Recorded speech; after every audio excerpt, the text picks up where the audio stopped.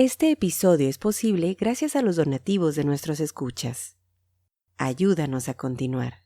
Gracias. Esto es el podcast de Historiografía Mexicana. Un espacio para la lectura en voz alta, para los libros de Historia de México. Conduce Pedro César Beas. Hay un hecho que ensombreció la historia de unos cuantos hogares mexicanos. Yo le puedo decir a usted que estoy muy contento de haber podido servir a mi país en tantos cargos como lo he hecho. Estoy muy orgulloso de haber podido ser presidente de la República y haber podido así servir a México. Pero de lo que estoy más orgulloso de esos 6 años es del año de 1968, porque me permitió servir y salvar al país. Les guste o no les guste, con algo más que horas de trabajo burocrático, poniéndolo todo: vida, integridad física, horas, peligros, la vida de mi familia, mi honor, el paso de mi nombre a la historia. Todo se puso en la balanza. Afortunadamente salimos adelante. Y si no ha sido por eso, usted no tendría la oportunidad, muchachito, de estar aquí preguntando.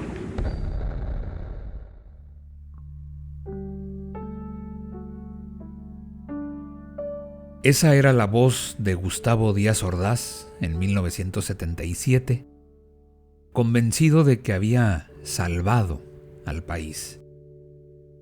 Se refería, desde luego, a los trágicos acontecimientos de 1968, año en que los estudiantes mexicanos fueron reprimidos durante varios meses y, como bien lo saben, el 2 de octubre en la Plaza de las Tres Culturas en Tlatelolco, encontraron como respuesta del gobierno a sus demandas la bayoneta, las balas, los tanques del ejército. Aquel día, varias decenas de aquellos jóvenes encontraron también la muerte. Ríos y ríos de tinta se han vertido para tratar de explicar lo sucedido aquel 2 de octubre. La matanza de Tlatelolco será siempre una herida abierta en los mexicanos, la muestra más nítida de lo que nunca debe volver a ocurrir. Es una fiel estampa de los peligros del autoritarismo y del por qué el ejército no debe jamás salir de los cuarteles para encargarse de las tareas de seguridad pública. En esta serie del podcast Historiografía Mexicana, más que hacer un recuento puntual, pormenorizado, detallando fechas de los orígenes, demandas y acciones del movimiento estudiantil, daremos lectura a una serie de textos que, desde diferentes perspectivas, nos ubican en el tiempo histórico, en la sociedad de aquellos años. Así pues, del episodio 101 al 105 de este podcast, presentaremos textos académicos, un poema, fragmentos de una novela inspirada en el movimiento estudiantil, testimonios, anuncios promocionales, documentos todos que nos ayudarán a entender y dar significado a uno de los más vergonzosos pasajes de nuestra historia, el año en el que el gobierno apuntó sus fusiles contra el pueblo, contra los jóvenes, contra quienes alzaron la voz. Un movimiento de estudiantes que tomó las calles, exigió democracia, libertad de presos políticos, alto a la represión, y que en respuesta recibió la mano dura. Un oscuro y dramático momento en la vida de este país, un parteaguas en la historia nacional, que abrió las puertas a nuevas formas de participación política y social, y nos hizo entender, tristemente con sangre derramada de por medio, el valor de la diversidad, la importancia de la democracia y de las libertades todas. Iniciaremos esta serie del podcast Historiografía Mexicana dando lectura a unos fragmentos del texto Gustavo Díaz Ordaz, Las insuficiencias de la presidencia autoritaria, escrito por Soledad Loaesa y publicado en el libro Gobernantes Mexicanos, coordinado por el historiador Will Fowler, una edición del Fondo de Cultura Económica.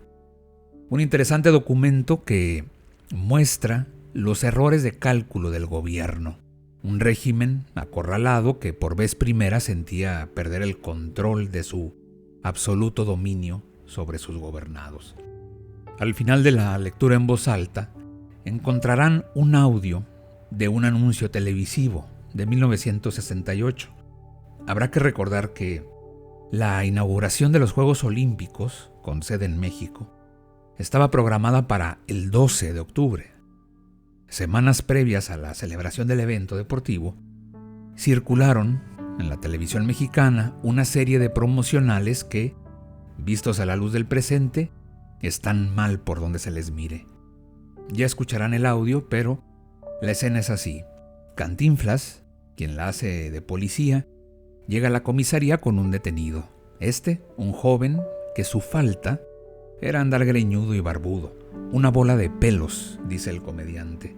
El comercial es una muestra fiel de los tiempos que se vivían, del discurso moralizador, de la intención del gobierno por enseñar los supuestos modelos correctos de conducta, de lo tanto que escandalizaba el cabello largo en los hombres, las minifaldas en las mujeres, y en general, del tremendo choque generacional que se produjo en los años 60, tiempos en donde un gran sector de la sociedad se sintió amenazado por la, entre comillas, rebeldía de los jóvenes. Vamos pues a la lectura en voz alta de este capítulo que da inicio a la serie Movimiento Estudiantil de 1968. Sean bienvenidos al podcast Historiografía Mexicana. No olviden visitar nuestro sitio historiografiamexicana.com.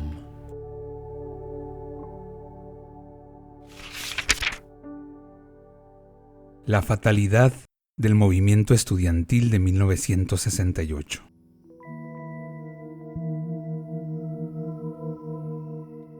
Para explicar la represión del movimiento estudiantil en 1968, el dato crucial no son los posibles vínculos entre todas las movilizaciones que se produjeron durante 10 años a partir de 1958, sino la atmósfera que generaron, el sentimiento que provocaron entre funcionarios gubernamentales y miembros del PRI, de que estaban perdiendo el control político del país.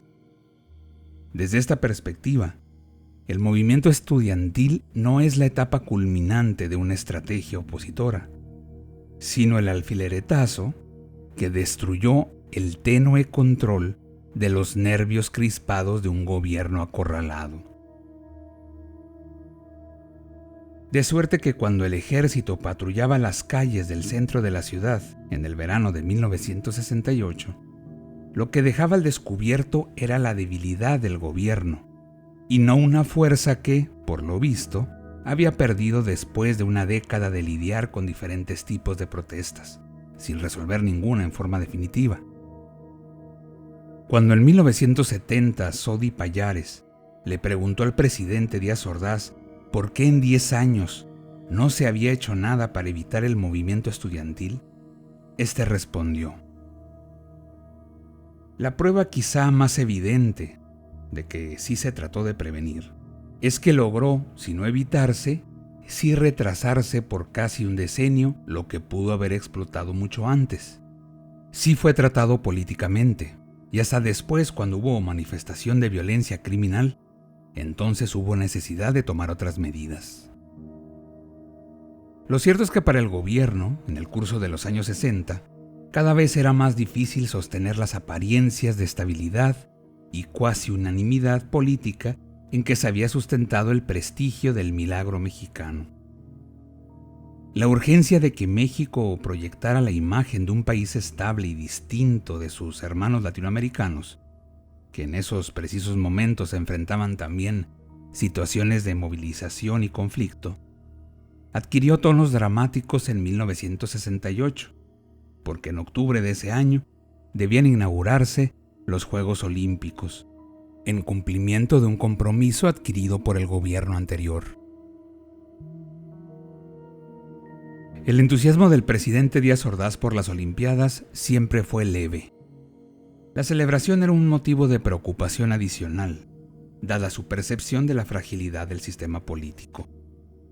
Según Luis Farías, desde 1965, Díaz Ordaz preveía problemas con los Juegos Olímpicos y a propósito le comentó: el mundo estará pendiente de nosotros y quién sabe qué maldad nos tengan preparada. En el informe de 1968, el presidente reconoció que en el primer año de su gobierno había enfrentado condiciones económicas tan difíciles que había consultado a distintos sectores de la sociedad, miembros prominentes de partidos políticos, dirigentes obreros, campesinos y patronales, representativos de la banca, la industria, el comercio, la agricultura, la minería y la ganadería, con gente de la capital y de la provincia, la posibilidad de declinar la sede de los Juegos Olímpicos. No obstante, se había llegado a la conclusión de que no podía correrse el riesgo de cancelar el compromiso. Podía perjudicarse gravemente nuestro crédito en los medios bancarios internacionales, amén del impacto psicológico del desencanto que podría provocar semejante decisión en el interior mismo del país, del cual podrían derivarse imprevisibles y peligrosas consecuencias. A partir de 1965, el nerviosismo de las autoridades mexicanas en relación con la inquietud de los medios universitarios había ido en aumento. Tras la caída del rector de la Universidad Nacional, Ignacio Chávez, se dio a conocer la fundación del Consejo Estudiantil Universitario, vinculado con el PCM.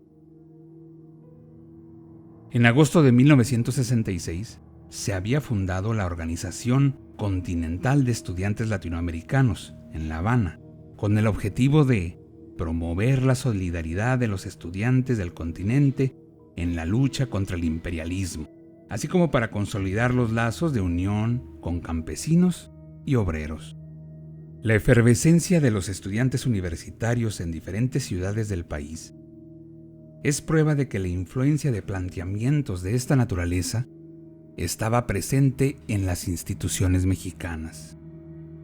Sin embargo, al iniciarse el sexenio en 1964, pocos hubieran considerado que el presidente Díaz Ordaz era un enemigo de la universidad. Dada su imagen como un presidente enemigo de los universitarios, a muchos sorprenderá que Díaz Ordaz inaugurara, conforme a la tradición, el ciclo escolar en la UNAM y en el IPN. Así lo hizo en febrero de 1966, unas cuantas semanas antes de que el rector Chávez fuera obligado a renunciar bajo la presión de un grupo de estudiantes que supieron capitalizar la incertidumbre y el descontento que había provocado su programa de reforma universitaria. En este caso, el gobierno desoyó la solicitud de apoyo de las autoridades universitarias, que no contaban con medios para responder a los métodos de fuerza que emplearon los estudiantes en contra del rector y de varios directores de facultades. Para muchos, la caída teñida de violencia del rector Chávez había sido maquinada desde las oficinas gubernamentales. Lo cierto es que el origen del movimiento siempre fue oscuro, y que los vínculos de los estudiantes antichavistas con distinguidos priistas eran más claros que sus ideas. Muchas pistas llevaban a los enemigos del rector dentro de la propia universidad, y a lo que Chávez llamó un grupo político externo, aunque también hizo referencia a los trotskistas y a los maoístas. La actitud del gobierno durante el conflicto universitario de 1966 alimentaba las suspicacias a propósito del involucramiento de los altos funcionarios públicos en un asunto que muchos consideraron vergonzoso. La autonomía universitaria había servido para justificar la pasividad del gobierno ante los actos de violencia del grupo que había exigido y obtenido la renuncia del doctor Chávez. No obstante, unos cuantos meses después, tal principio fue por completo ignorado, cuando tropas del ejército ocuparon las instalaciones de la Universidad Nicolaita para poner fin a una huelga. Lo distintivo de este movimiento era la participación de comunistas que, en cambio, habían estado del todo ausentes en la UNAM. El PCM reconoció que había sido ajeno a la caída del rector Chávez, pero la celebró con el argumento de que era un paso adelante de las fuerzas democráticas, mayoritarias de la masa estudiantil, un golpe mortal a la burguesía y la oportunidad para que la universidad superara el retraso en el que había quedado frente a otras universidades combativas y revolucionarias en América Latina. El penoso episodio de la renuncia del doctor Chávez, que el secretario Echeverría atribuyó a la pluralidad ideológica de la universidad, no fue motivo de tensión entre el gobierno y la UNAM. Así, el 10 de febrero de 1967, el presidente Díaz Ordaz inauguró el año académico en el Palacio de Bellas Artes, con la presencia del rector Javier Barros Sierra y el director del Instituto de Investigaciones Sociales, Pablo González Casanova, entre otras autoridades. La crisis de 1968 dejó al descubierto una discrepancia de fondo entre la idea de Díaz Ordaz de que la autonomía universitaria era un concepto limitado a la libertad de cátedra y de enseñanza, y la postura de muchos universitarios que consideraban que la autonomía cubría una amplia gama de actividades. En el informe presidencial del 1 de septiembre de 1968, el presidente reiteró que el Estado estaba comprometido con la defensa de la autonomía universitaria. Concierne a los universitarios de México, sin intervenciones extrañas, actualizar las universidades e insertarlas en las necesidades de la vida contemporánea del país. Para hacerlo, cuentan con la autonomía académica. No obstante, añadió, no podemos admitir que las universidades, entraña misma de México, hayan dejado de ser parte del suelo patrio y estén sustraídas al régimen constitucional de la nación. La idea que Díaz Ordaz tenía y defendía del Estado mexicano era la que le habían legado los liberales de finales del siglo XIX, que lo entendían como el representante supremo del interés general, que no podía permitir la imposición de intereses particulares. El conflicto con los universitarios era inevitable, porque ellos, en cambio, entendieron la autonomía más que nunca como condición de excepción, y en buena medida, inspirados por la Revolución Cubana, se vieron a sí mismos nuevamente y con toda naturalidad a la luz de la identidad que les imponía la desigualdad social y el autoritarismo político. Una identidad redentora que está inscrita en la historia de los movimientos universitarios de América Latina. El estallamiento de las contradicciones que oponían al presidente y a los universitarios parecía inevitable en 1968, porque la agitación estudiantil se había convertido en un fenómeno casi universal, que se extendió desde Alemania Occidental y varias grandes universidades en Estados Unidos a otros países europeos y a América Latina. Y era muy difícil que los estudiantes mexicanos se mantuvieran impasibles. Más aún, a unos meses de la inauguración de los Juegos Olímpicos, las autoridades gubernamentales parecían de más en más inciertas en su capacidad para mantener las condiciones de orden interno que demandaban la exitosa realización del gran festejo internacional.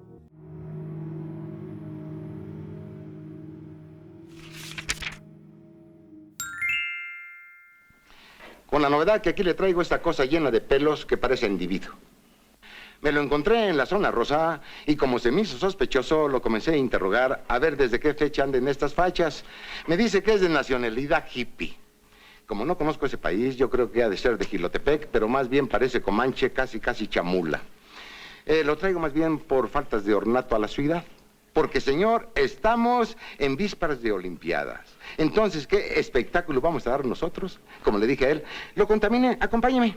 En el camino, desde luego, no opuso resistencia, lo que quiere decir que en el fondo es bueno. Pero vaya usted a encontrarle el fondo, si no se le ven ni los ojos. Entonces yo le dije, mira, en buena forma, estamos en Olimpiadas, vamos a entrarle, como quien dice, a la proyección mundial, donde van a venir de todas partes del mundo. Entonces, ¿qué van a pensar de nosotros? No, señor, nosotros tenemos que mostrar con dignidad que somos individuos que queremos ser amigos de todo el mundo, que se lleven un bonito recuerdo de nuestro país. Le venía yo platicando así, no muy cerca, porque ya usted se habrá dado que tiene un tufo, ya le dio el golpe. Oh. Entonces, al llegar aquí, antes de entrar, sí me dio coraje, jefe. Me trata de cohechar. Me ofrecía estas flores. Eso no es cohecho, señor. Pues entonces es romance, que es peor. A sus órdenes, jefe.